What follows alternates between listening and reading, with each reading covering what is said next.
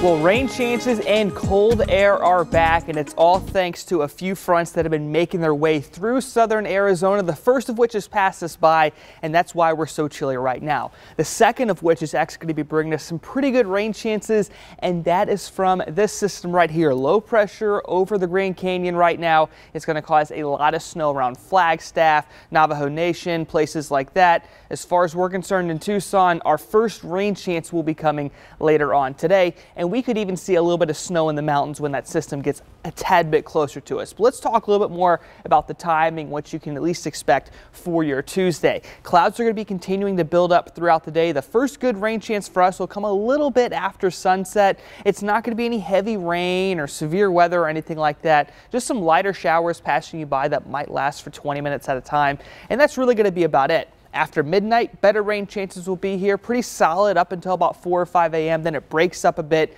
and then it'll be back during the afternoon. Now, in between today and Saturday, we could actually see as much as 1.5 inches of rain if everything goes right. Now, this system right here is pretty similar to the one that passed by Phoenix last week.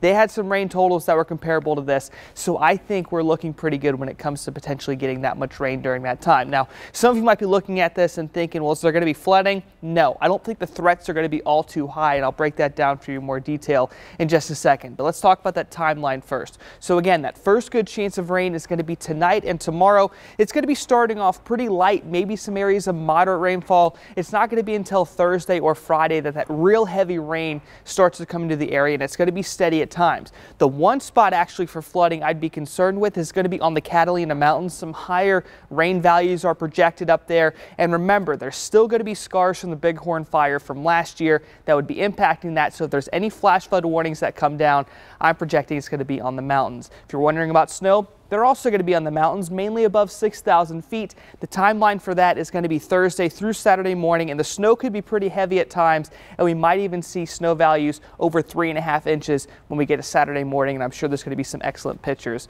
when we get to that time as well. As far as any threats with this, I think heavy rain is the big one to watch. The wind is not going to be too much of an issue. We could see temperatures drop below freezing, but that's not until after the rain ends on Saturday, so early Sunday morning is going to be when that freeze comes in, and I don't think we're expecting any snow in spots like Tucson, Nogales, or even Sierra Vista for that matter. All right, next 7 days for you. We're looking at lots of rain over the first 5, as we were just talking about. Temperatures not changing too much, 57, 54, 55, so really staying in the mid-50s. So whatever jacket you were wearing yesterday should be fine for today, really all the way through this weekend, because even when that sun comes back on Sunday, still 58 degrees, but keep in mind, low of 29, that's going to be the coldest morning we've seen in a while here in southern Arizona, at least for the Tucson area. That was weather. Let's go ahead and check in with traffic, where we actually do have something to talk about closer towards Wilcox.